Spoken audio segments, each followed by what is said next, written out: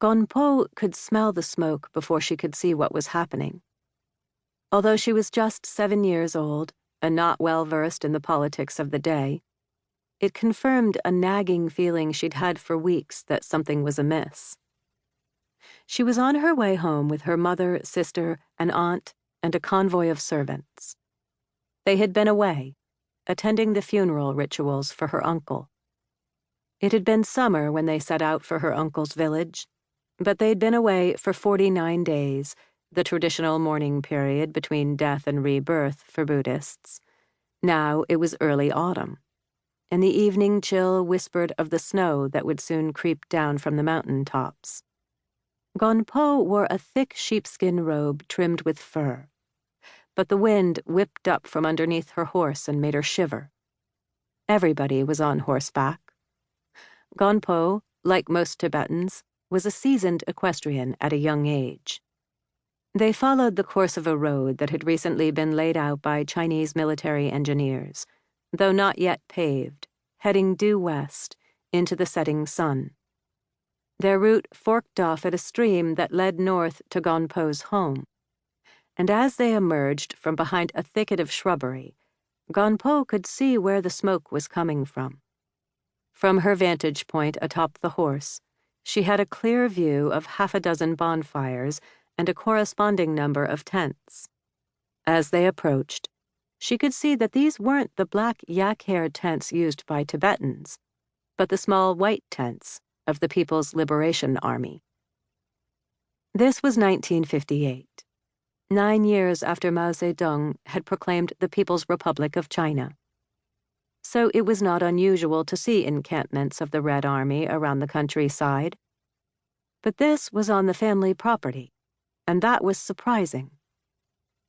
Gonpo had been fighting off sleep on the last leg of the 2-day trek, but now she was jolted awake by curiosity and a touch of fear. She was one of the first to dismount, sliding off her horse without waiting for the servants to help her. She ran up to the gate, wondering why nobody had come out to greet the returning convoy. She banged hard on the gate, a slab of wood twice as high as a grown man with a massive lintel across the top. There was no response, so she shouted at the top of her lungs. "Hello! Hello! Where is everybody?" Her mother walked up behind her and called out as well. Eventually, Gonpo's nanny came and unlocked the gate. Instead of a warm welcome, the maid leaned over the child as if she weren't there, bringing her face close enough to Gonpo's mother to whisper directly into her ear. Gonpo couldn't hear the words, but she discerned from her mother's reaction that it couldn't be good. Gonpo had seen her mother crying a lot lately. The uncle who died had been her favorite brother. And Gonpo thought maybe her mother was crying again because she was still sad about his death. At least, that's what Gonpo wanted to believe, in spite of all the evidence to the contrary. The smoke, the tents, the stone-faced maid. Her instinct told her that this was the beginning of the end of the world as she knew it. Gonpo was raised a princess. Her father, Palgon Rupten Tinley, a name that roughly translates as Honorable Enlightenment Steadfast, was the 14th in a line of rulers in what was known as the Mei Kingdom. Note, many Tibetans do not have surnames in the westernized sense, but they will often have more than one given name. Its capital was Ngaba, in what is now Sichuan Province.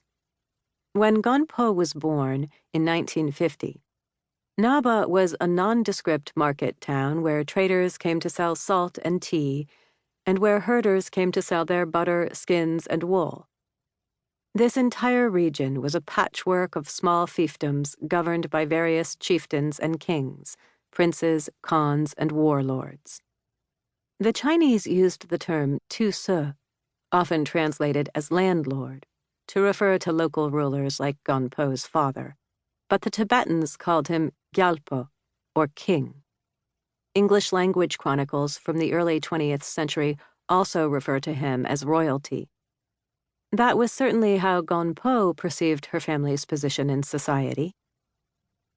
As a child, Gonpo was dressed in the floor-length robes called chupas, cinched at the waist.